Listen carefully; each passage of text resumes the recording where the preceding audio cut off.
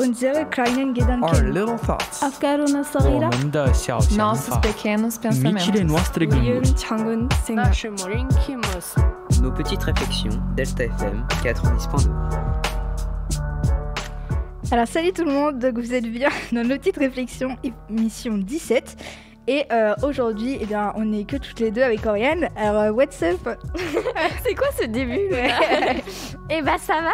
Et bah toi, et toi Bah, du coup, comment vas-tu? Ça va à merveille, merci. Et bah super, on n'a pas du tout le backboard la semaine prochaine, ça va Non, trop pas bien. du tout, mais ouais, Non mais, et bah du coup c'est parti pour tes actus du coup. merci. Alors, météo d'abord.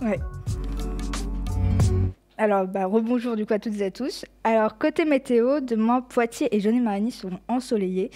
Le vent soufflera à environ 13 km/h. Les températures seront d'environ 18 degrés pour Jaunet-Marigny et pour Poitiers. Et demain, ce sera la Saint-Modeste. Et donc, côté actu du 22 février 2021, donc hier. Alors, attendez. Donc, le rappeur de Vivi, j'espère que je m'en bien, qui avait repris la chanson Suicide social d'Orelsan dans The Voice samedi soir, a été exclu de l'émission. La raison, des internautes ont retrouvé d'anciens tweets à caractère raciste et homophobe qu'il avait postés quand il était adolescent. Bah ça rappelle l'histoire de Ménel là. Oui, ouais. Pareil, elle a été expulsée elle aussi. Ouais, par contre, je ne sais plus pourquoi, mais... Si, bah pareil, elle avait fait des tweets à caractère... c'était sur les terroristes je crois, les attentats. Génial. Voilà. Donc, côté France, également, le groupe électro-français Daft Punk a annoncé sa séparation dans une vidéo postée sur YouTube. Le duo casqué créé en 1993 par... Ça date. Ouais, vraiment. Par Thomas Bangalter Wow. et Guy Manuel de Homem Christo, j'espère que je prononce bien, a collaboré avec de nombreux artistes et a vendu près de 10 millions d'albums dans le monde. Oh, la C'est énorme. vache, ouais. Ouais. Donc du coup, la Russie a annoncé avoir détecté 7 cas de transmission à l'être humain de la souche H5N8 de la grippe aviaire. Les autorités sanitaires russes ont invité les scientifiques du monde entier à créer des vaccins et des tests dans le cas où le virus deviendrait plus dangereux. Et voilà, Chouette. Ah, d'accord, chouette. c'est vraiment des annonces Super. qui donnent le smile. Alors, avant ma chronique, on va écouter la petite chronique très courte d'Anaël. Et puis, on va peut-être la retrouver bientôt et si on arrive à, Si on y arrive à... coordonner nos emplois du Exactement. temps. Mais bon, voilà, c'est parti. Bonjour, alors aujourd'hui je vais vous faire une chronique expression et on va parler de l'expression prendre quelqu'un pour un lapin de 6 semaines. Alors, l'expression prendre quelqu'un pour un lapin de 6 semaines est une façon plus élégante de dire prendre quelqu'un pour un con, un idiot, quelqu'un de facile à berner. Pourquoi 6 semaines? L'hypothèse est que c'est l'âge du sevrage chez les lapins et donc le moment auquel ils sont livrés à eux-mêmes et mangent, gobent, n'importe quoi. C'est-à-dire que c'est l'âge où ils font toutes les bêtises. Voilà.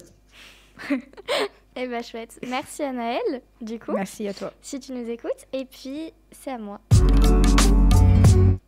Alors aujourd'hui, je vais te raconter une histoire, Luna. Je vais vous raconter une histoire à tous, les enfants. Une histoire incroyable qui prouve que tout est possible. Alors installez-vous bien confortablement et dites-moi, avez-vous déjà entendu parler du facteur cheval? Non? Non. J'avais. Ok. Alors non, ce n'était pas un cheval hyper intelligent qui distribuait le courrier à la manière des chouettes dans Harry Potter. D'ailleurs, je sais plus si des chouettes pour regarder des hiboux. Non, c'est Je sais des pas, chouettes. j'ai C'est jamais des regardé. T'as jamais regardé Harry Potter? Honte à toi. Enfin, la liberté de regarder... Ok, donc c'était ni un cheval hyper intelligent, ni un centaure espion devenant facteur pour se fondre dans le décor. Non, rien de tout ça. Cheval, c'était son nom de famille et facteur, c'était sa profession. Et cette histoire est une histoire vraie.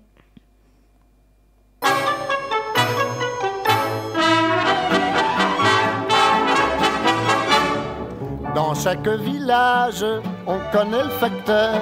C'est un personnage qu'on porte dans son cœur. Recevoir une lettre, vous mettez en émoi. Chacun se dit peut-être, il y en a une pour moi. Voilà pourquoi, quoi. Quand le chien aboie, bois, tout le monde se dit avec joie. Tiens, voilà le facteur. Son petit air est affranchi, comme ses lettres et ses colis. Alors pourquoi est-ce que j'ai dit cette musique du coup? C'est parce qu'il est facteur. Donc tiens voilà le facteur de Bourville. Elle est bien, en vrai. Une fois... Quoi? Elle est bien la musique, j'aime bien. Tant mieux, eh ben écoute. Donc il était une fois un homme qui s'appelait Ferdinand Cheval. Ferdinand est né un beau jour de 1836 en France. Le garçon a fait une courte scolarité et devient boulanger assez rapidement. Malheureusement, de nombreuses tragédies s'enchaîneront dans la vie de Ferdinand. Il perd son père à tout juste 18 ans, puis son premier fils. Il décide alors de devenir facteur, mais quelques années plus tard, son épouse décède à son tour. Il continuera tout de même son métier de facteur et se remariera avec Philomène en 1878 et donnera naissance à une jolie petite fille prénommée Alice. Mais voilà où tout commence. On raconte qu'une nuit, il fait le rêve fou qu'il construirait un château. C'est ce rêve, sans le savoir, qui va l'amener à devenir célèbre. Oui, car celui qu'on surnommait le facteur Cheval a bel et bien construit un palais à main nue. Mais nous brûlons les étapes. Un beau jour, lors de l'une de ses tournées, il bute sur une pierre originale et étrange. Ferdinand la ramasse et l'observe. Sa singularité est telle qu'il l'emmène avec lui. Et depuis ce jour, comme ça, il collectionne les pierres qu'il trouve sur son chemin. Et puis petit à petit, doucement mais sûrement, il commence à créer les fondations du château de ses rêves, de son rêve. Dès qu'il a du temps libre, la nuit ou après sa tournée, il se rend sur le terrain appartenant à sa femme et dispose les pierres une à une, les unes sur les autres, et les solidifie avec de la chaux, du mortier, du ciment et des armatures métalliques. Les archives de l'INA ajoutent même: architecte, sculpteur ou dessinateur, il inventera pour mener son projet à bien certaines techniques, comme le béton armé par exemple. Il était bel et bien en train de construire celui qu'il appelait son palais idéal. Et pendant des années et des années, il continuera sans relâche son travail. Alors, évidemment, les gens le prenaient pour un fou, on se moquait de lui, on le traitait de borné, mais il en faut peu pour arrêter Ferdinand Cheval et son obstination pour sa construction. Bon, vous vous demandez tous s'il a réussi son palais féerique, n'est-ce pas? Eh bien oui, après 33 ans de travail acharné, son œuvre était finie. Il a même pu y habiter pendant 10 ans. Et ce monument, il fait 12 mètres de haut et 26 mètres de long et a été entièrement édifié par notre facteur à main nue. Je vous invite d'ailleurs vivement à aller voir ces photos parce que c'est vraiment incroyable et magnifique. C'est ce qu'il a construit, c'est absolument incroyable. Et surtout qu'il n'avait pas forcément des connaissances architecturales extrêmement poussées vu qu'il n'a pas fait beaucoup d'études. Donc on suppose qu'il les a eues en lisant les gazettes qu'il distribuait vu qu'il était facteur. Et il n'a pas fait que ça, il a construit aussi une villa à la mort de sa fille Alice, qui était gravement malade et qui est partie à seulement 15 ans. Et donc après ce drame, le facteur créera cette villa, indissociable de son palais sur lequel il travaillait, et lui dédiera en l'appelant la villa Alicius. Et sur les dernières années de sa vie, ça n'était toujours pas fini et pas assez pour lui. Il s'est bâti un tombeau durant 8 années supplémentaires pour former celui qu'il appelle le tombeau du silence et du repos sans fin, qu'il a achevé en 1922, à l'âge de 86 ans quand même. Wow. Et il meurt 2 ans plus tard et est inhumé dans la tombe qu'il s'était créée du coup. Donc aujourd'hui, ces œuvres, elles se visitent et elles sont classées comme étant des monuments historiques. Alors, est-ce que c'est pas une belle histoire, ça? C'est trop beau. Ça prouve qu'avec de la bonne volonté, on peut tout faire. Et que quand on veut, on peut. Yes. Il est incroyable, franchement. Voilà, j'ai trop aimé cette histoire. Je la trouvais trop touchante. Et, ouais, c'est stylé. Hein. Ouais, et du coup, récemment, il y a... plus récemment, c'est un Espagnol qui s'appelle Justo Gallego Martínez et qui a essayé de construire une église. Et je ne sais pas s'il l'a terminée, mais en tout cas, c'était vraiment en bonne voie et tout ça à 95 ans quand même. Ah ouais. Donc pareil, lui aussi, c'est peut-être le descendant de Monsieur Cheval. Bon, du coup, c'est pas la même nationalité, mais voilà. Donc j'ai trouvé ça trop beau. C'était très intéressant. Luna, tu veux nous présenter la musique du jour? Bien sûr, sauf que je n'ai pas le... Qui la chante en fait? J'ai pas le nom. C'est... Attends, est-ce que je l'ai moi? Achille si, c'est bon. Remain, ouais. Non, c'est pas ça. Oui, c'est ça. Donc, nous allons écouter On My Own de Ashes Remain. Ok. Donc, vous venez d'écouter On My Own de Ashes Remain sur Delta FM 90.2.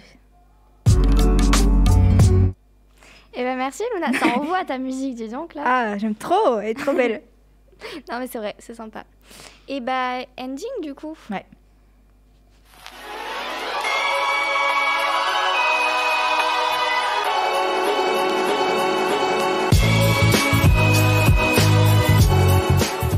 Donc voilà, fin de cette émission. On espère que ça vous aura plu et on se retrouve pas mardi prochain à 13h puisque le bac blanc, hein, voilà. Ouais, du coup, on va pas trop le faire.